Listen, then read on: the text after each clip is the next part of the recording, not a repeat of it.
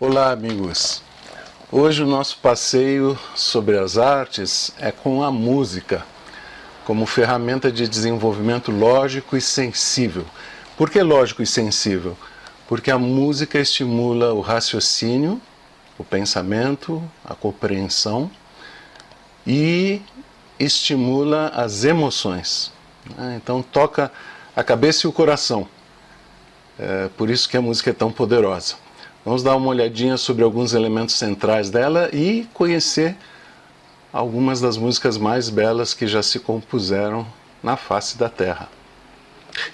Então, recordam que nós já vimos em outras aulas sobre outras artes que toda arte é uma espécie de comunicação.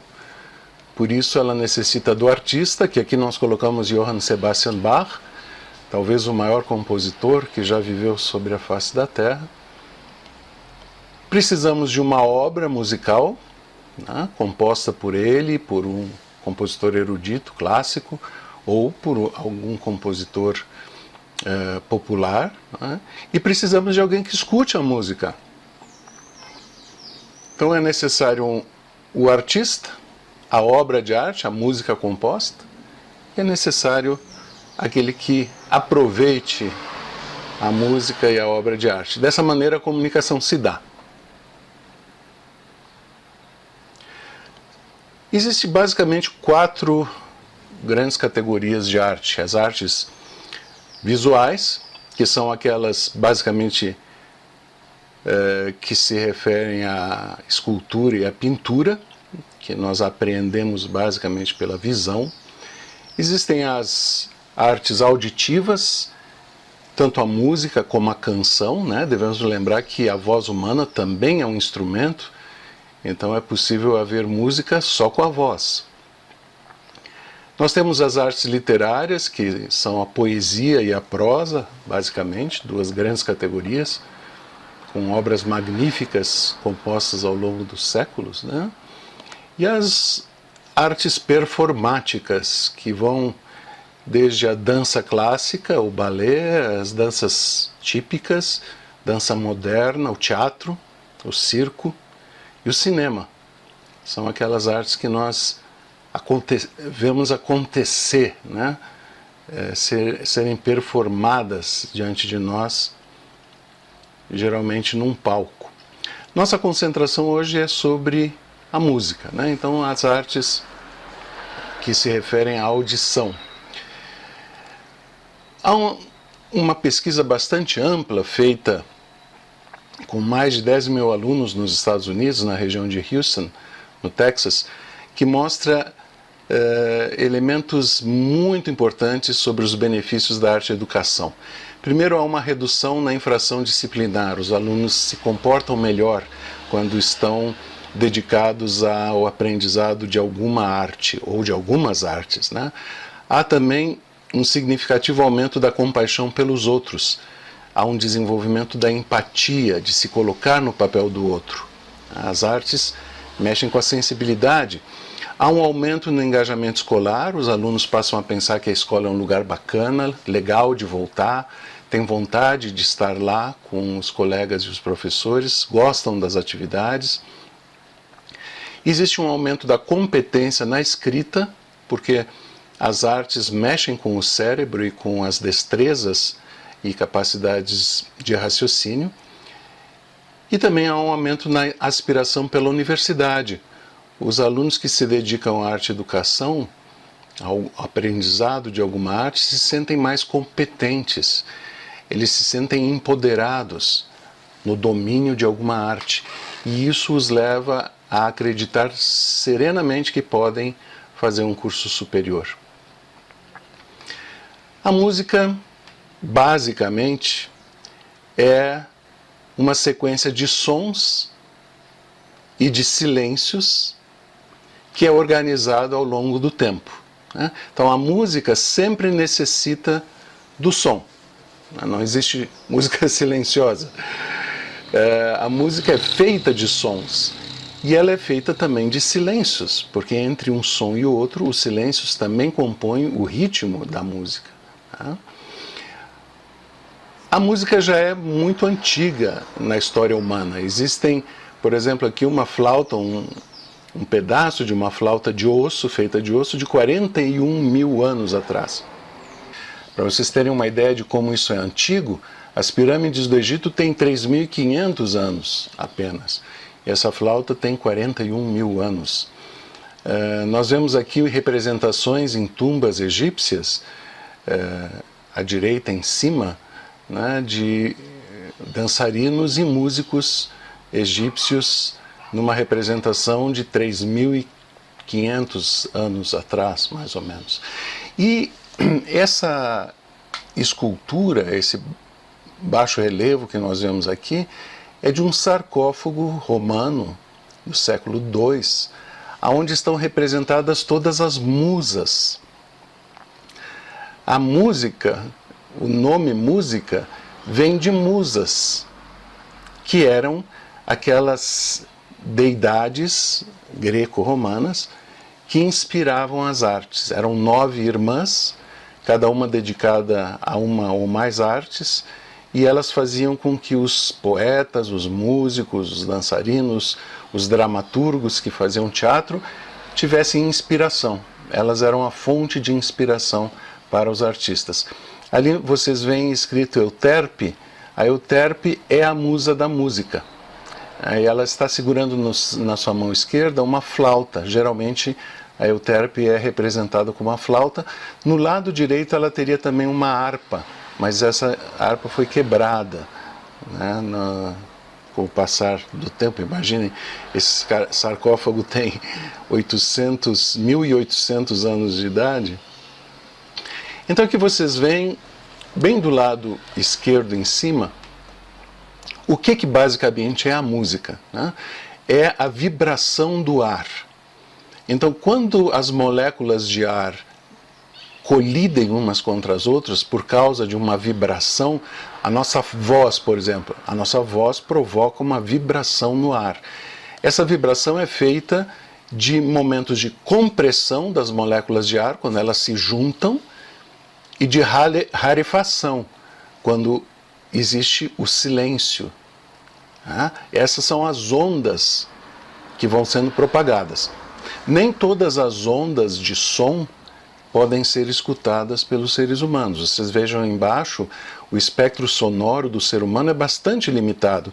Nós só podemos escutar entre 20 e 20 mil hertz de frequência dos sons, enquanto abaixo disso são os infrassons, que nós não conseguimos escutar, e acima disso são os ultrassons, que nós também não conseguimos escutar, mas que a maioria dos animais consegue escutar, né? Cachorros, morcegos, gatos, a grande maioria dos animais escuta acima dessa frequência dos seres humanos.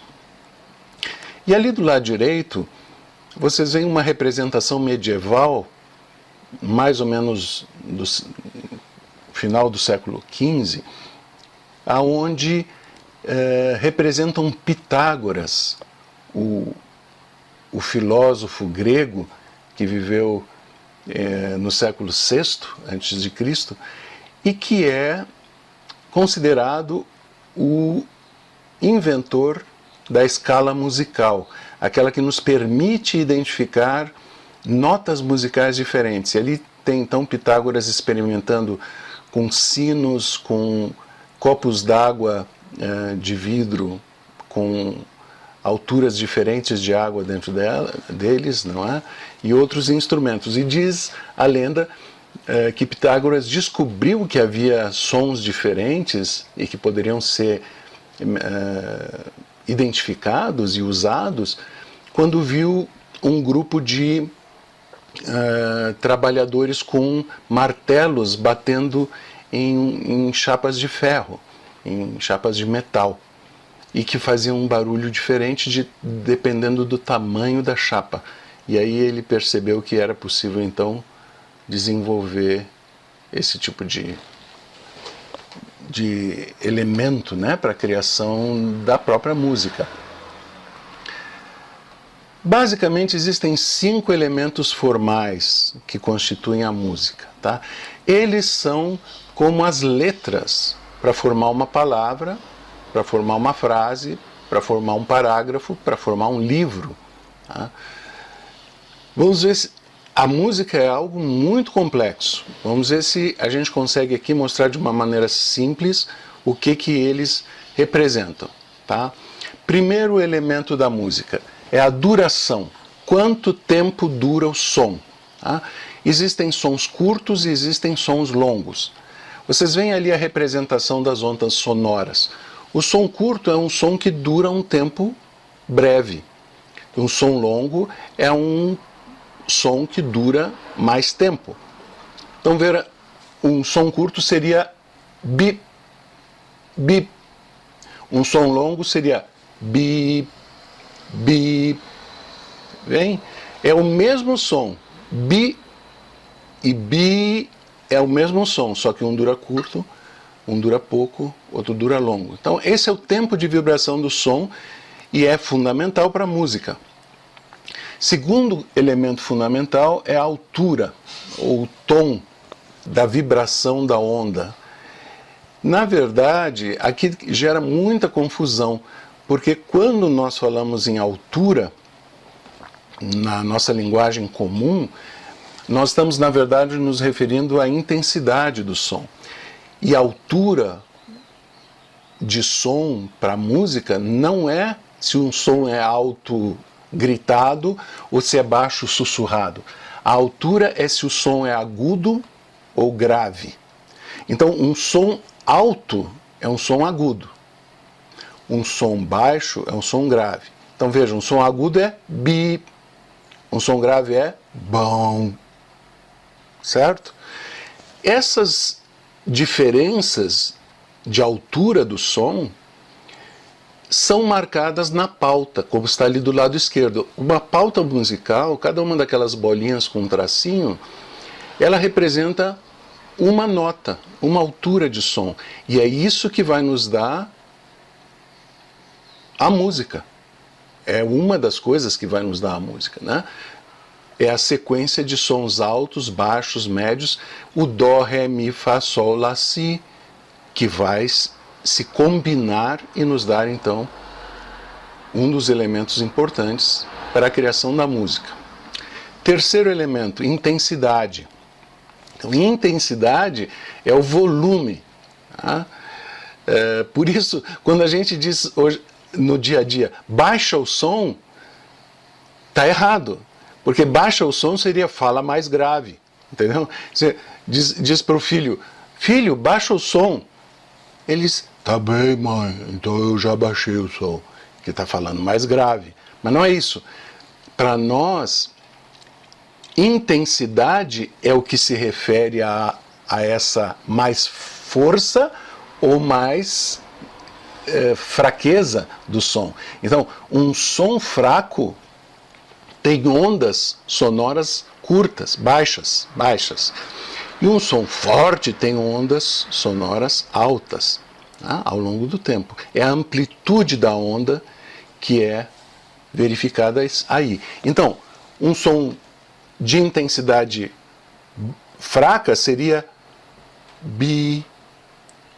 Um som de intensidade forte seria bi. Tá certo? Essa é a diferença.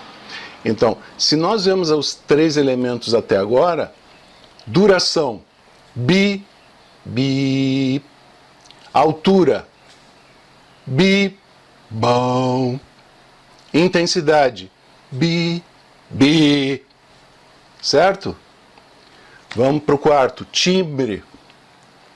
É a personalidade do som, que nem cada pessoa tem uma voz e a gente reconhece a voz e identifica a pessoa. Da mesma maneira, cada instrumento musical e também as várias pessoas, as vozes humanas, tem um timbre. Tá? O timbre é como a impressão digital de cada pessoa, sonoramente. Tá? Então, uma mesma nota musical, tá? Com a mesma duração, com a mesma intensidade, com a mesma altura, pode, no nosso ouvido, aparecer totalmente diferente, porque é produzida por timbres diferentes. Uma é produzida por violino, outra é produzida por clarineta, outra é produzida por uma flauta. É a mesma nota, tem a mesma duração, tem a mesma intensidade, mas o timbre nos faz reconhecer que são instrumentos distintos. E finalmente a densidade, ou seja, sons simultâneos. Uma coisa, como aqui a gente vê no desenho, é um violoncelo tocando sozinho. Outra coisa é uma orquestra de 8 violoncelos tocando, como aqui nós vemos numa composição maravilhosa que a gente vai escutar agora, do grande Heitor Villa-Lobos, compositor brasileiro, que é feita para uma soprano, cantora soprano, e 8 cellos, tá certo? Então esses elementos centrais da música e do som se combinam de uma maneira complexa para produzir a música, tá? Através de acordes, de estrutura, textura, estilos. Vamos colocar mais 3 elementos que são fundamentais para a gente entender a composição musical. Então, lembrem, nós temos 5 elementos fundamentais, um pentágono, né? Estão eles aqui. A duração, lembram, a altura, a intensidade, o timbre e a densidade. Tá? Esses elementos se combinam para produzir ritmo, basicamente é a duração e a intensidade quem produz o ritmo de alguma coisa. Né? Bip, bip, bip, bip, bip, bip, bip, bip, bip, bip, bip. Isso é uma sequência de durações distintas. Tá? E se eu fizer bip, bip, bip, bip, bip, bip, bip, bip, bip, bip, bip, bip, é de intensidade diferente. Então, duração e intensidade nos vai dar basicamente o ritmo da música.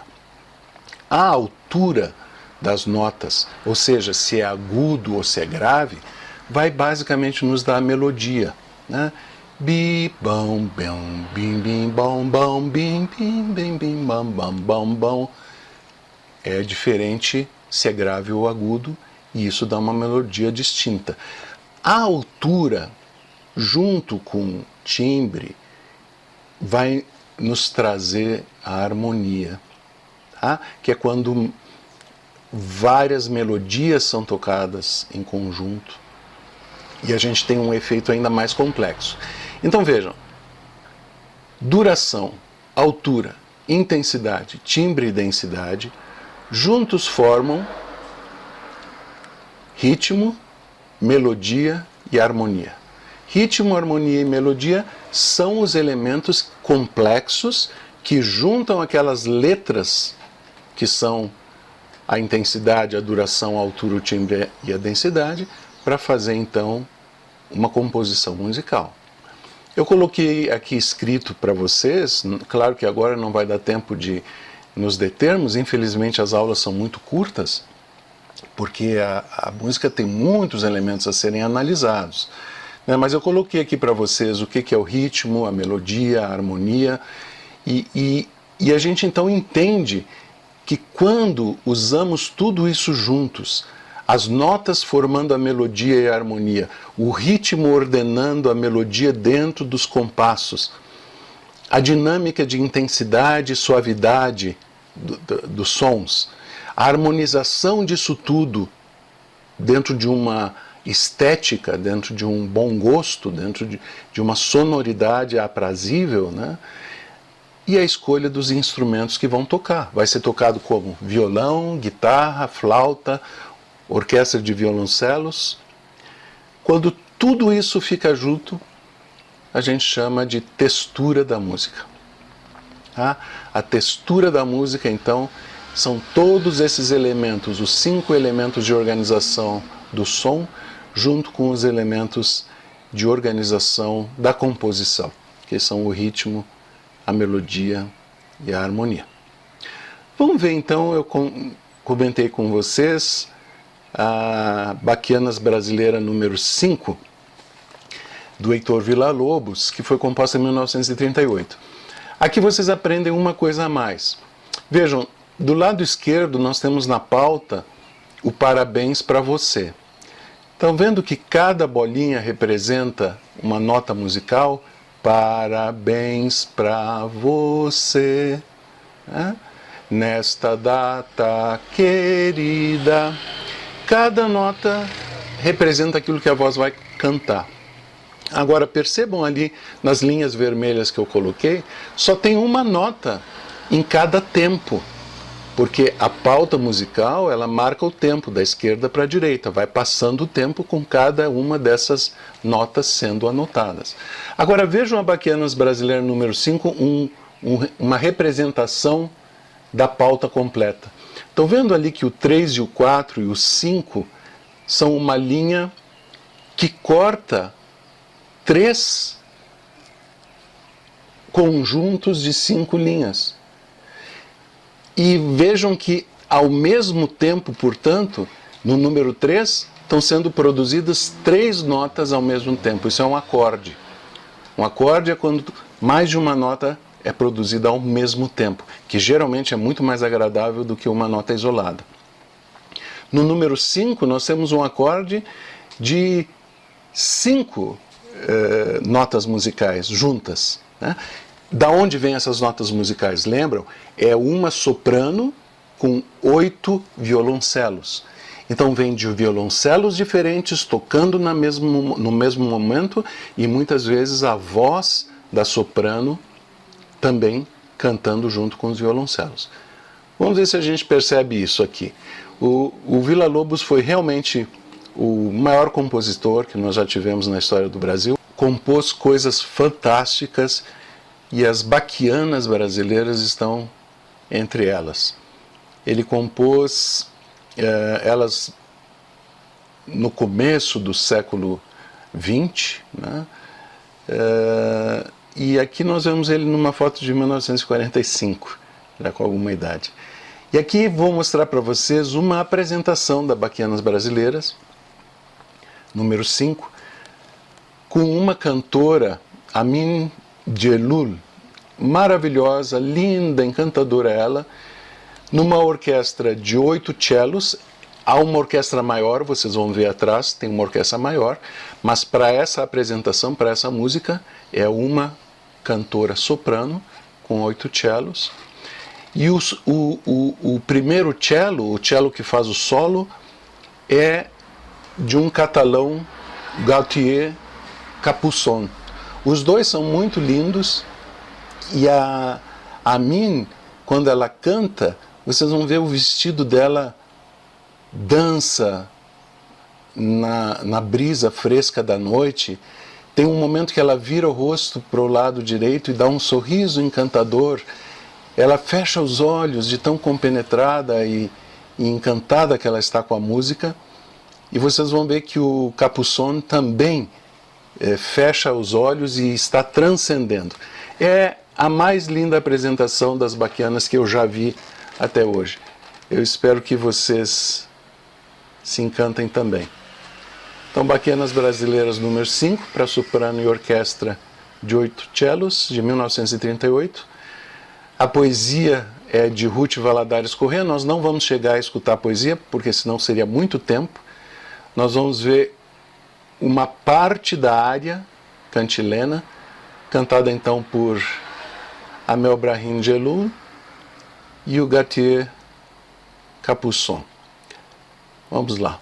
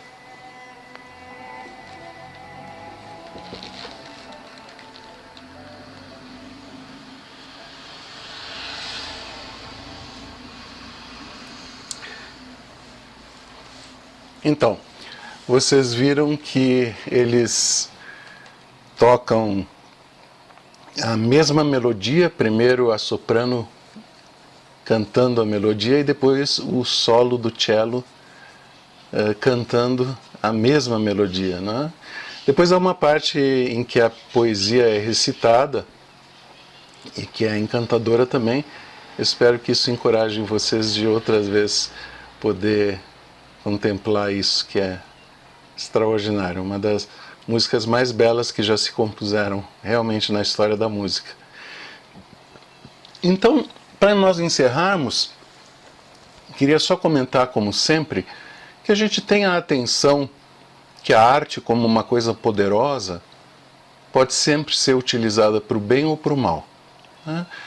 E a música, como uma coisa poderosíssima, pode ser usada para despertar na gente sentimentos bons, de amor, de compaixão, de bondade, de ternura, de amizade, de respeito aos demais. Ou a música pode ser utilizada também para o mal. A música pode gerar raiva, a música pode gerar descontrole, ela pode gerar agressão, ela pode gerar preconceito, descaso, obscurantismo, violência. Temos que sempre ter cuidado, portanto, que tipo de música nós vamos escutar. Nossa cabeça e nosso coração não são lixo para a gente colocar coisa que não presta lá dentro. E às vezes, por incrível que pareça, existem coisas que não prestam nas artes, como em todas as coisas poderosas, não é? Então tenham cuidado, sejam sensatos, aproveitem o que existe de bom na arte da música e sejam felizes. Um abraço grande. Tchau, tchau.